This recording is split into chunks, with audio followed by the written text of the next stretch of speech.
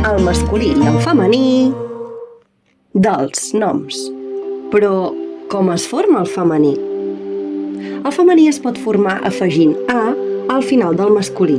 Per exemple, el noi, la noia, el gat, la gata, el nen, la nena, el fuster, la fustera, entre d'altres.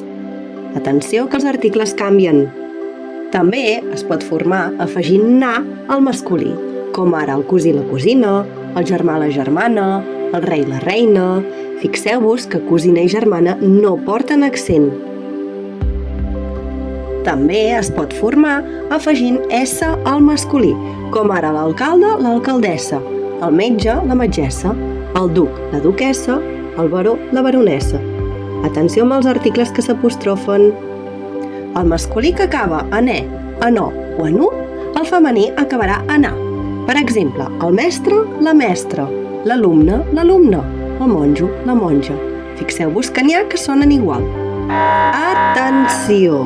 Hi ha noms que canvien completament. Per exemple, el nom d'alguns animals, com ara masculí boc, femení cabra, porc, truja, marrà, ovella, cavall, euga i gall, gallina. Però també n'hi ha d'altres, com ara el pare, doncs la mare, l'home, la dona, l'oncle, la tia, l'actor, l'actriu, l'amo, la mestressa, entre d'altres. Atenció!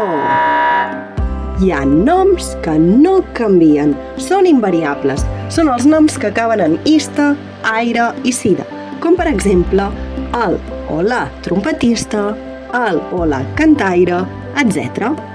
I també n'hi ha d'altres que són invariables, com el o la docent.